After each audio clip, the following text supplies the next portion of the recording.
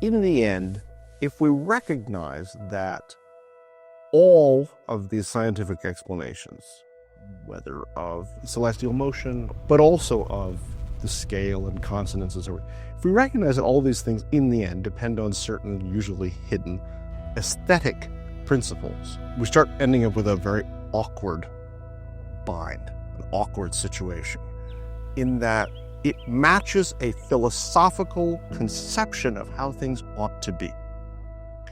This is the kind of thing that people don't like to talk about in terms of how science works, is that an awful lot of it, at some level, does come down to, well, yeah, that sounds right. It really should be like that.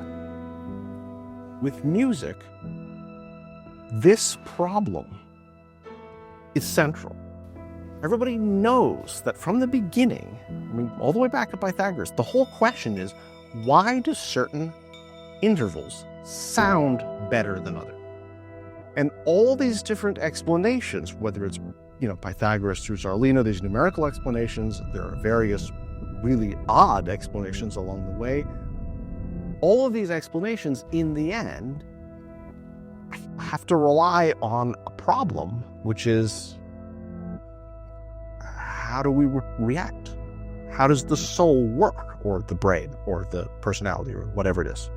It seems as though our bodies, our minds, are interpreting something in a very structured and controlled way that we can't account for at all. It's just not there.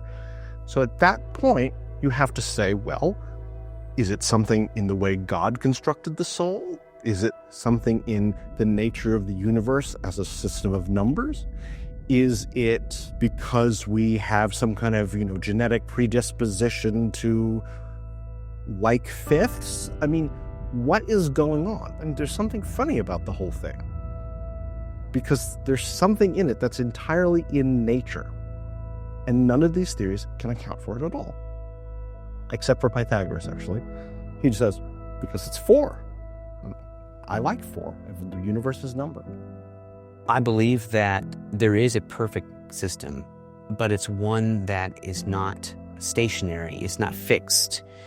And the instruments that can work with that system are the instruments that can actually, on the fly, change their pitches in a given scale.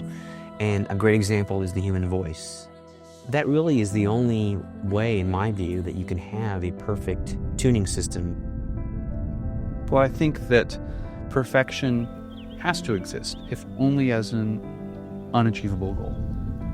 I don't think there is anything in this world that's perfect.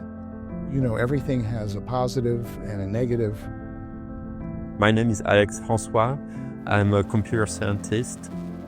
The concept of perfection, I think, is very subjective, and it's not an invariant. It depends on time and space. What you think is perfection today might not be perfection anymore tomorrow. As music develops, it is increasingly important to understand mathematics and to exploit it and to use it to explore new ways of expressing ourselves in music. I do think that this is a burgeoning field. This is what is totally open to be explored right now in many different ways and between many people, many artists. It's not something which one person can come and say, look, I've found the particular way. There is no such way like that. It is more that there is no longer a single model.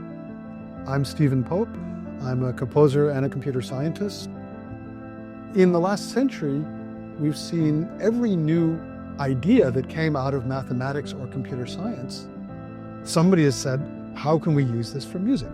So I think the future looks bright because there's so many new areas of math that are being described, whether it's higher dimensional math, like the kind of differential topology that's used in string theory, or new kinds of statistics. Some of them will be extremely useful for content creation, music analysis, tuning theory. I don't think we're all done. I think there's, the rate of change is increasing, so I think there will be certainly new mathematical constructs that can be applied either to composition, signal processing, or anything in between. But this topic is bottomless. It goes on forever.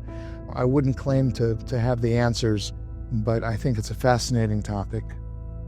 And I think that the more people actually investigate the history, the more surprises we'll find.